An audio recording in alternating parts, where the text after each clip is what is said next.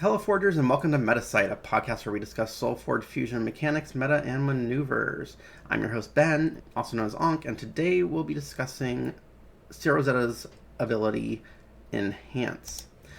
This episode is going to be a follow-up to our previous episode about Cersei's army commander, so I'm going to probably be a little bit lighter on discussing some specific card strategies, but I do want to go into a little bit of a deeper dive comparison of how Enhance lines up against Army Commander. But first, let's talk about Enhance from the get-go. So, at Cycle 2, it reads play a Gizmo Minion, upgrade a level 1 card in your hand. At Cycle 3, it reads play a Gizmo Minion, upgrade any card in your hand. And at Cycle 4, it reads play a Mega Gizmo Minion, upgrade a card in your hand twice. So, right away, this ability, depending on when you get it, can play into a lot of the same strategies that we can with Army Commander. You can use it with cards where you want to skip the first level, cards that you want to power out, such as Krogius, all that kind of stuff. So I don't want to go over too much in depth about those specific cards before we talk about Army Commander in comparison. So if you haven't watched the Army Commander video, you can go ahead and I'll put a link to it in the description. I suggest looking at that video first before continuing on with this discussion. So let's look at how Army Commander lines up with Steele Rosetta.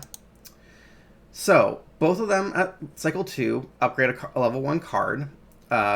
With Steele Rosetta's ability, you get a Gizmo Minion out of it. With Army Commander, you get timing as your advantage. You get to time when you bring that card back to your hand, but you don't get any board presence like you do with Steele Rosetta. Steele Rosetta's ability is also better at... You can also actually use that in the first turn of the cycle. So, I think all things being equal, if you're dealing with a Cycle 2 ability, I think Enhance kind of wins in that fight. When we look at Cycle 3, Enhance, you still get to just create a Gizmo Minion and you get to upgrade a card in hand. Now, Army Commander, you get to upgrade 2 cards and then return 1 to your hand for your discard pile. Again, you're not affecting the board. However, Army Commander is setting you up even more for your Cycle 4. So if you're going for a super late game, you can upgrade 2 very critical pieces of your deck and ensure that you're drawing them in Cycle 4. Especially with a more slow or dirtily deck. So it depends on what your deck's trying to do. Enhance can be stronger depending on what, again, because you can more reliably use it on the first turn of the cycle compared to Army Commander 3. You generally can't use it that great on the first turn of the cycle. So it just depends on how quickly you're trying to win the game. And then at Cycle 4, I would say that Army Commander is actually a bit better. So in both cases, you get to upgrade a card twice. Enhance gives you a Mega Gizmo, which in Cycle 4 is okay. It will buff whatever you play on top of it. However, Army Commander wins in this fight because you get to play the card for free. I think that's where Army Commander 4 shines and leaves us sort of a little bit behind when we're talking about comparing the two with each other. So in our previous episode where we talked about Army Commander and all of its different use cases, we talked about cards where you want to skip the first level, cards where you want to time when they're played. Enhance doesn't help you with cards where you want to time them, but that does really help with cards where you want to skip their first level. And actually, one of the nice things about Enhance is that you do, again, get to use it in the first turn of the cycle, whereas Army Commander, you have to wait a little bit. And you get the bonus of that extra Gizmo body, and that can actually be highly relevant, especially when you pair it with Utera. So I want to talk about a couple of Utera cards that really shine when you get that Gizmo Minion, and those are the replacement synergy cards that you see in Utera. Let's talk first about Uterodon Mauler. So Uterodon Mauler is a card that will allow you to increase the attack and health of a creature whenever it deals damage to your opponent.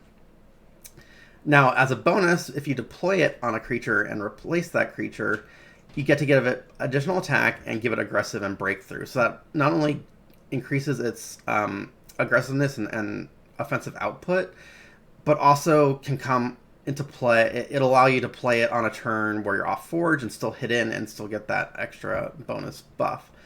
Especially when you can skip the first and go straight to the second level. You drop that on a gizmo, having a 12/12 breakthrough aggressive creature in one play is well above curve and can really change the tide of battle. Same holds true for the level 3 version. Depending on when you play it, you can play it in the 4th cycle, you get a 18/20. And you get to buff another creature. The next card I want to talk about is the refreshing modifier creatures, especially the refreshing Slayer, and sometimes, refreshing War Tusk, refreshing Bear, all these creatures with very high defensive stats at higher levels. Since refreshing, the value you get of life gain is specifically dependent on the health of the creature. Skipping those first levels, especially when you're not going to want to be doing replacements in the first cycle anyway, being able to just pop out a 11, 14 refreshing Slayer, gain 12 life, by using your enhanced cycle 2, that can be both giving you a huge board position and buffing, giving you a little bit of buffer or shield to your health in case you fell behind in the first cycle. So I like to look out for refreshing creatures when I have enhance, because these are really good stabilizing creatures, as well as looking for ones that have specifically very high health in the later levels. And finally, another card that works really well with enhance is Shroudsworn Splicer. So again, this is a card that cares about replacement synergy. The first level of it, you get to create an Oakfather by replacing another creature. But at first level, you have to destroy the Shroudsworn Splicer. So all you're really getting is an Oakfather after replacing a creature for the first level. So it's really nice to skip its first level and go straight to level 2 or level 3. So, getting that 6/6 body plus like a 10/10 Oakfather off the gizmo, or, you get a 10/10 breakthrough guy with a 14/14 Oakfather, you get to dump out a lot of stats onto the board when you combine this card with enhance. So again, just sort of wrapping up this discussion on enhance, I think they have slightly different use cases, even though they are very similar abilities.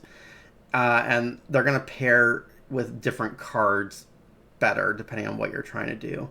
Again, I think enhance is a great card when you have a lot of replacement synergies, because getting that body and getting to skip lower levels of cards at the same time can really shift the tempo in your favor. These are just 3 of the cards that you can consider using with enhance. But as we discussed in our previous video, when we're thinking about Forgeborn abilities, you want to kind of have in mind what your targets are going to be for these upgrade abilities and adjust your play accordingly. Don't worry about leveling up your Shroudsworn Splicer in the first cycle if you're thinking that you're going to use enhance on it in the second cycle or third cycle. So yeah, that's my thoughts on Steele Rosetta's enhance ability. What are your thoughts on it? How do you think it compares to Army Commander? Leave your comments in the comments below. And please do a like and subscribe. That helps me to know that this is the kind of content you want to listen to.